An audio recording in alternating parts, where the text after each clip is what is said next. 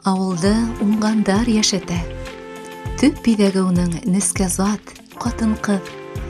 Нәфис тә, һылыу ҙа, сая ла ул. Берәй нәмәгә тотонһа, ең һыҙғанып, еренә еткереп эшләй. Шундай егәрле эскерһеҙ апайҙар менән танышыу беҙҙең өсөн тормош мәктәбе, сағыу хәтирә, ихласлыҡ һәм сабырлыҡ өлгөһө.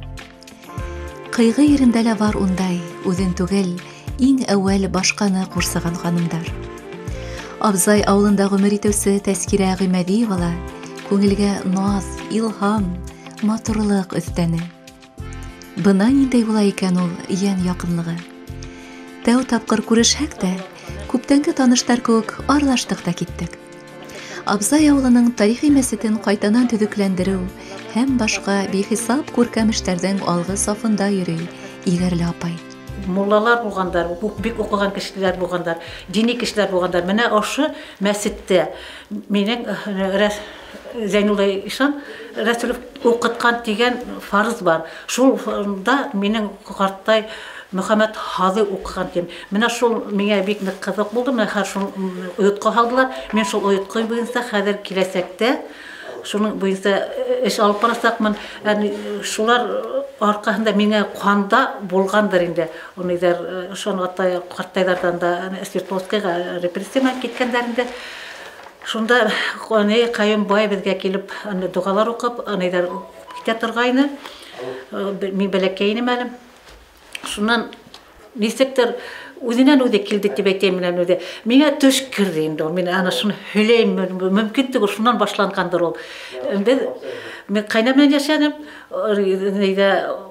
аръяҡта, йырға аръяғында йәшәйнек. Шунда миңә төш керҙе. Бер аппаҡ һаҡаллы бабай, шундай атластан кейенгән бабай миңә доға өйрәтте. Ниндәй доға белмәйем. Шунан хәл менән торғас, ҡайнама һөйләнем. Ҡайнам әйтте инде мәрхүмәм, андай төштө һөйләргә ярамай килен тине. Мин аңламаным. Мен шунан хәҙер өйгә үҙем эшләп йөрөйөм. Мәҙәниәт йортонда шунан үҙемдән үҙем намазға баҫтым. Анда китаптар да юҡ. Менә Хизбуллина Венера апай миңә шул намаздың китаптарын биреп, шул миңә әйтте. Нигә Зәкәрйә хәҙрәт Мәсғүттә ана шунда уҡып, аҙаҡ китаптарын уҡып, хәрефтәрен уҡып, шунан ныҡлап басып киттем. Үҙем эшләп йөрөнөм, үҙем уҡып йөрөнөм. Йәнсәрҙәр киләләр миңә, алар миңә әкиәт һөйләйҙәр. Мин аларға әкиәт һөйләмәйем, мин аларға гел доға өйрәттем. Шулай итеп, аларҙы хәҙер Аллаға шөкөр доғалар беләләр, намаҙҙар уҡыйҙар, әлхәмдулилла. Мин үҙемдең ғилем алыу өҫтөндә эшләйем, аны туҡтатыу ҙа мөмкин түгел инде. Ишеген асҡас бер оҙаҡ йылдар уҡырға яҙһын, ғилемде менән ҡулланырға насип булһын, сәләмәтлектәр булһын.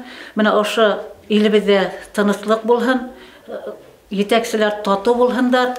Раббим Аллаҡайым, һуғышҡа киткән йәш егеттәр, йәш ҡыҙҙар үҙҙәренең йорттарына, үҙҙәренең егеҙҙәренә, үҙҙәренең ғаиләләренә иҫән-һау ҡайтып, ауылда тағы ла йәнләндереп, йәшелсә емештәр үҫтереп, шул емештәрҙе йыйып, иҫән-һау балалар менән, туғандар менән кинәнеп, шатланып, ризыҡланырға насип булһын. Бөтә донъя йөҙөндәге иң матур, иң хисле, иң нәфис зат ул. Тыуған йә килен булып төшкән ерен гөрләтеп йәшәгән ауыл ҡатыны. Ғәмәлдәге хеҙмәте менән дә, рухияты менән дә, ерегеп йәшәгән еренә ҡот өҫтәй, иманын ҡеүәтләй.